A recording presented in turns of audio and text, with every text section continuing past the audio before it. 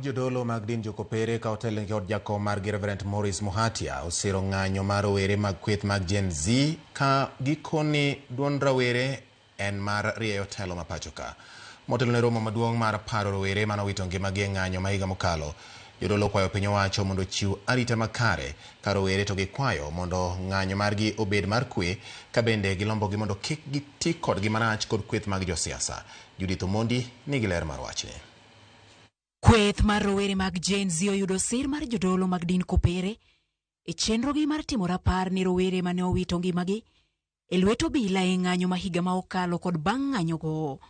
E twak ma obak kod jodologi ka otelie kod jakom margi Reverend Maurice Muhatia e boma ma Nairobi, gikoni rowerego osebedo e lai manyime rieyo telo ma pachoka ka motelo ne romo margi mar tarik 25 dweni owinjo piny owacho migi arita makare ma ok kweth magalagala mane oneno juma mokalo birie. To the youth of Kenya, your voice is vital. Your commitment to justice and good governance gives hope to all. Do not be discouraged. Remain peaceful, truthful, and courageous. The church loves and cares for you. We call on the security agents to ensure we do not have a repeat of the protected goons who brought violence in the recent protests. How can goons work together with the police? Jodologi okwedo ma okalo lal mar rowere nek margi e lwet obila ka koro gidwaro mondo mi kaw okang' mager ne obila kod ji duto ma lwetgi otimo remo e nek mar rowere ma osebedo ka timore pachoka. The cases of mysterious disappearances, extrajudicial killings, and violent intimidation have become too common.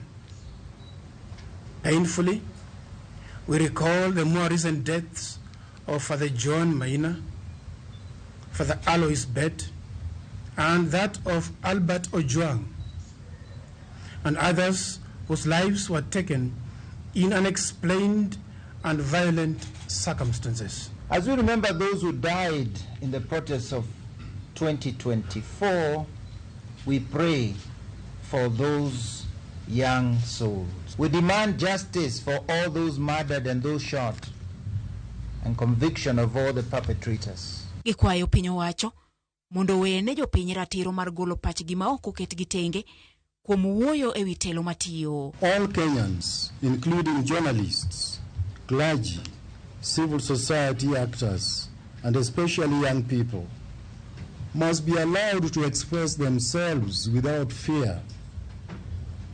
Speaking truth to power is a service to the nation, not an act of rebellion.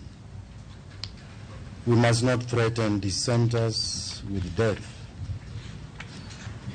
At the same time, we need to bring decency and respect back to the social expressions of dissent.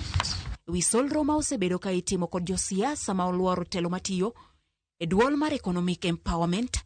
Jodologi koni nitiere ma pod nitie sekta ma opogore ahinya to mar somo madwaro omenda kendo giseyo kuoro omenda e gweng' ka gweng' yor siasa gi nying mar economic empowerment. The distribution of vast amounts of money and assets while neglecting basic concerns, for example, capitation in schools, rebates for dialysis, bursaries and loans for TVETs in universities, etc., is misplaced. Judith Omondi, Ramogi TV. Tarik 25 dwe ni maen odiechieng' ma kiny en rapar